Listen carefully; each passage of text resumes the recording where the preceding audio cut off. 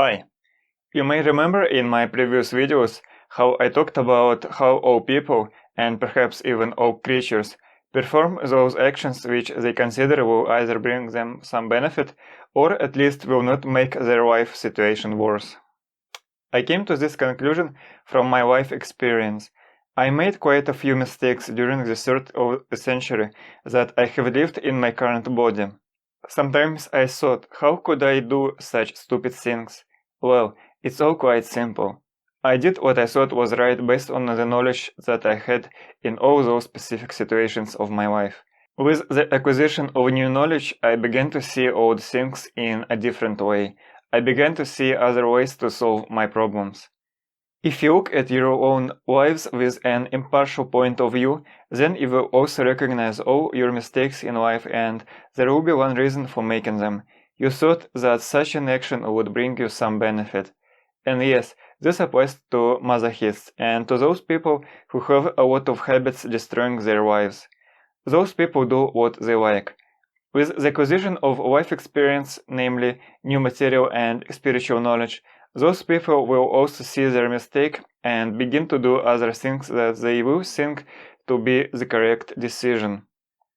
Therefore, it is not in vain that they say that knowledge is power.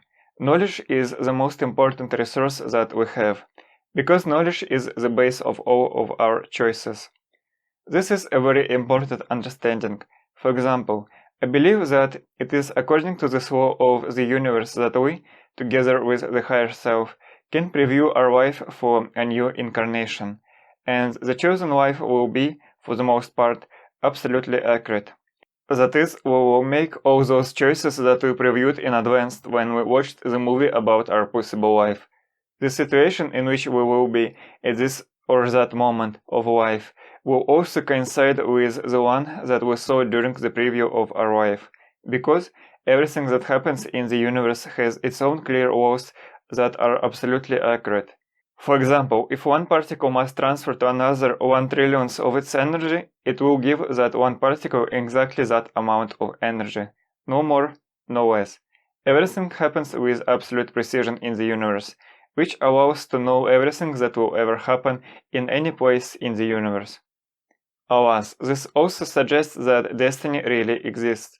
When I watched Terminator 2 in my childhood, I always liked the idea that there's no fate but what we make for ourselves. But here everything may not be as simple as it might seem at first place. Once again, it's all about knowledge.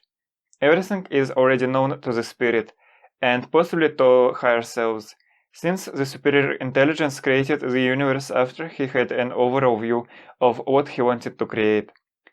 That is, the spirit knew that both Jesus and Hitler would live someday, and so would you and me. All this was already known. But we humans do not know the future, because the material knowledge about our life was erased in the river of oblivion, when we chose to be born and live our present life.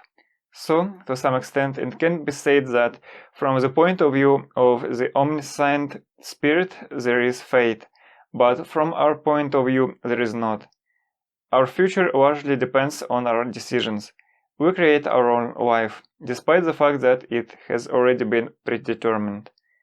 If knowledge of fate makes someone passive, then the reason for the gloomy life will be the decision of that person to live such a life, and not the fact of the existence of fate.